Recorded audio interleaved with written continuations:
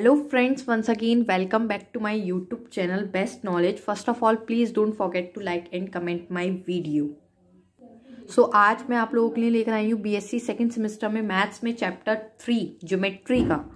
इसके प्रीवियस के अगर आपको सारे लेक्चर्स देखने हैं, प्रीवियस वाली बुक के सारे लेक्चर्स देखने हैं तो मैंने डिस्क्रिप्शन में उसका लिंक डाल दिया। आप वहाँ से जाकर मेरे सारे लेक्चर्स देख सकते हैं, प्लेलिस्ट है इसकी, वहाँ से जाकर देख सकते हैं। सो आज मैं चैप्टर 3 स्टार्ट कर रही हूँ जिसका नेम है द प्लेन। सबको ही पता है प्लेन एक नॉर्मल, जैसे ये बुक रखी है, नोटबुक ही रखी है, ये एक प्लेन ही है, प्लेन का वर्क कर रही है। सो प्लेन की अगर पर्टिकुलर डेफिनेशन बताई जाए तो a plane is surface such that every straight line joining any points on its lies totally on it, it's called plane. ठीक है, एक हम इस प्लेन वाले चैप्टर में बात पढ़ेंगे, वो है नॉर्मल। प्लेन का नॉर्मल क्या होता है, what is the normal of plane. So जैसे ये प्लेन है एक नोटबुक, हम इसको प्लेन अगर इमेजिन करते हैं तो प्लेन की अगर कोई परपेंडिकुलर लाइन है, जैसे ये प्लेन है और इस पर कोई परपेंडिकुलर लाइन है, ऐसे मैं इस पेन से आपको बता रही हूँ। 3D आपकी स्टार्ट हो गई तो 3D थोड़ा सा आपको इमेजिन करना पड़ता है और थोड़ा सा प्रैक्टिकली बताना पड़ता है। जैसे ये प्लेन है कोई नोटबुक और इस पर कोई परपेंडिकुलर लाइन ऐसे है या ड्रॉ की गई है तो वो उसका नॉर्मल कहलाती है, किसी प्लेन का नॉर्मल कहलाती है। अगर मैं इसको बुक में आपको बनाकर दिखाऊं, जैसे कोई प्लेन है, ये मैंने एक प्लेन बनाया है और यहाँ पर मैंने कोई परपेंडिकुलर लाइन ड्रॉ करी है तो ये इस प्लेन का नॉर्मल कहलाएगी। क्या कहलाएगी, अगर मैंने यहाँ पर कोई परपेंडिकुलर लाइन ड्रॉ करी है तो ये जो लाइन है ये नॉर्मल कहलाएगा इस प्लेन का। ठीक है, तो 2D में थोड़ा सा बताना डिफिकल्ट होता है, इसलिए मैंने 3D में भी बता दिया कि अगर ऐसे कुछ पेन को आप इमेजिन करें तो वो उसका नॉर्मल कहलाता है। इसकी डेफिनेशन आप कह सकते हैं कि a straight line which is perpendicular to every line lying in a plane is called normal to the plane. Okay, I think इतना क्लियर होगा कि नॉर्मल क्या होता है प्लेन का, तो ये जानना जरूरी था कि नॉर्मल क्या होता है प्लेन का। So let's start.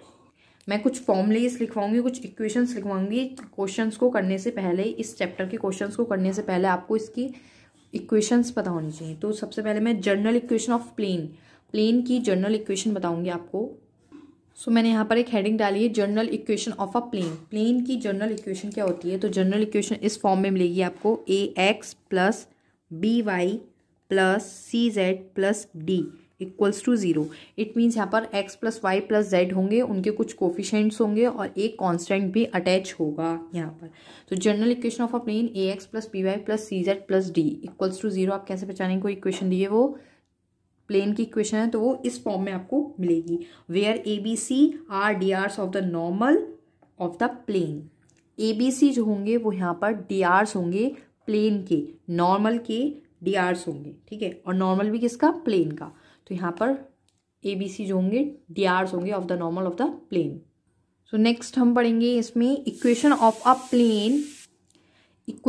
Plane passing through any point alpha beta gamma.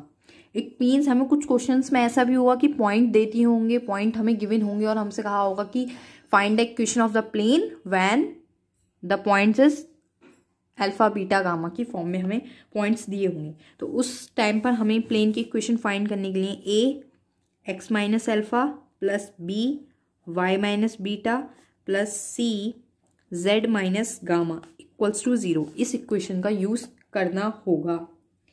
इतना क्लियर है। Next, equation of a plane in intercept form. एक प्लेन की इक्वेशन किस फॉर्म में, इंटरसेप्ट फॉर्म में। तो उस समय पर वो इक्वेशन ये बनेगी x upon a plus Y upon B plus Z upon C equals to 1। Equation of a plane in intercept form, और इसके प्लेस पर इंटरसेप्ट फॉर्म के बदले ये भी लिख सकते हैं meets eight coordinate axis. Intercept form के प्लेस पर मीट्स एट कोऑर्डिनेट एक्सिस, तो भी हम इसी इक्वेशन का यूज करते हैं, x upon a plus Y upon B plus Z upon C equals to के 1। मैं 3D में आपको इंटरसेप्ट फॉर्म बता भी देती हूँ कैसे बनती है। जैसे x axis y axis z axis होते हैं, x axis y z axis, तो ऐसे करके प्लेन जो है यहाँ पर ड्रॉ होता है कुछ इस तरह से ट्रायंगल फॉर्म में, तो इसे इंटरसेप्ट फॉर्म कहते हैं।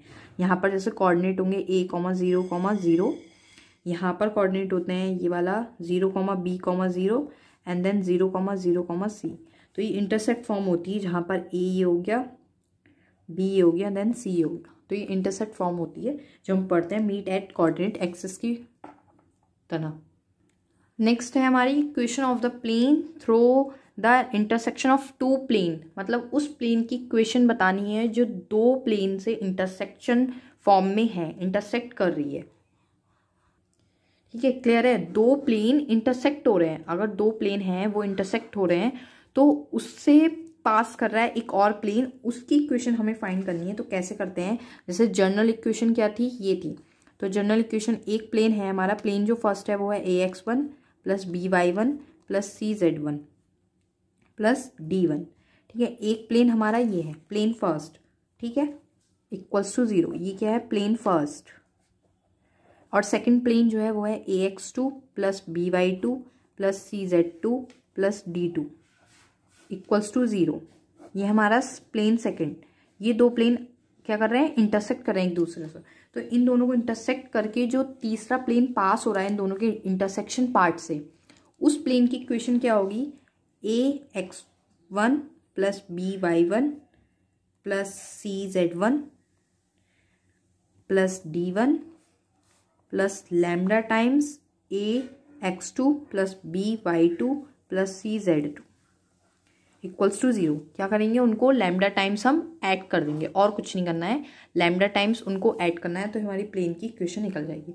सो पहले ये 4 इक्वेशंस हैं जो इंपॉर्टेंट है। मैं अगेन एक बार फिर से ओरली बता देती हूँ कि general equation of a plane क्या होती है, ax plus by plus cz plus d equals to के 0।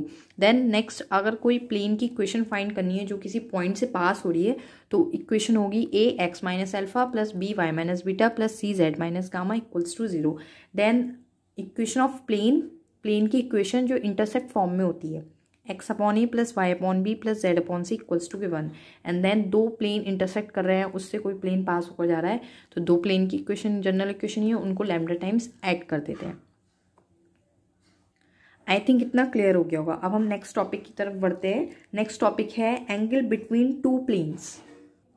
एंगल बिटवीन टू प्लेन्स, ये काफ़ी अच्छा क्वेश्चंस इससे बनते हैं। एंगल पूछते हैं, दो प्लेन्स गिवन होते हैं, दो प्लेन्स की क्वेश्चंस हमें गिवन होती हैं और उन दोनों के बीच का एंगल पूछा होता है।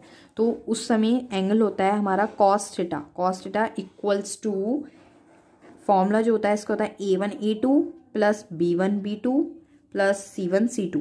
इट मीन्स हमें दोनों प्लेन्स के drs की डॉट करके उनको ऐड करना है। ओवर में a1 का स्क्वायर प्लस b1 का स्क्वायर प्लस c1 का square within under root, then a2 का स्क्वायर प्लस b2 का स्क्वायर प्लस c2 का square within under root. और ये फॉर्मूला बनता है एंगल बिटवीन टू प्लेन्स के बीच का यूज होता है। नेक्स्ट, टू कंडीशंस हैं जो अराइज होती हैं, कौन सी, या तो टू प्लेन्स परपेंडिकुलर होंगे या टू प्लेन्स पैरेलल होते हैं। टू प्लेन्स परपेंडिकुलर या फिर two planes parallel. If the planes are perpendicular, अगर टू प्लेन्स परपेंडिकुलर होते हैं तो उनके डीआर्स के बीच में रिलेशंस होता है a1 a2 plus b1 b2 plus c1 c2 equals to 0। ये रिलेशन होता है अगर टू प्लेन्स क्या होते हैं, परपेंडिकुलर होते हैं। देन नेक्स्ट है parallel. If the two planes are parallel, parallel होते हैं तो a1 a2 अपॉन में b1 b2 अपॉन में c1 c2। इट मीन्स जो इनके डीआर्स का रेशियो होता है वो इक्वल होता है, तो वो कंडीशन होती है पैरेलल की। नॉर्मल सी बात है, दो प्लेन्स पैरेलल होंगे तो वो ऐसे होंगे लाइक दिस।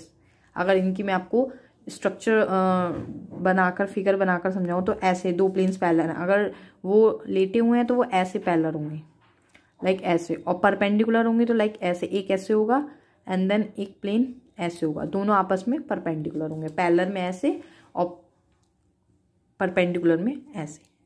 ठीक है, तो ये कुछ इसके चैप्टर के इंपॉर्टेंट फॉर्मूले थे, इंपॉर्टेंट इक्वेशंस थी जिनके बिना, जिनको जाने बिना क्वेश्चंस नहीं किए जा सकते। तो मैंने सबसे पहले इसका कॉन्सेप्ट, आपको इसका बेस क्लियर कराया कि इसमें क्या क्या आप पढ़ेंगे और क्या क्या क्लियर होना चाहिए। सो मैंने आपको ये समझाया। आज की वीडियो में बस इतना ही, आगे हम इससे रिलेटेड क्वेश्चंस करेंगे इससे नेक्स्ट वीडियो में। Thank you for seeing my video. Please share, like and comment my video also. Thank you friends.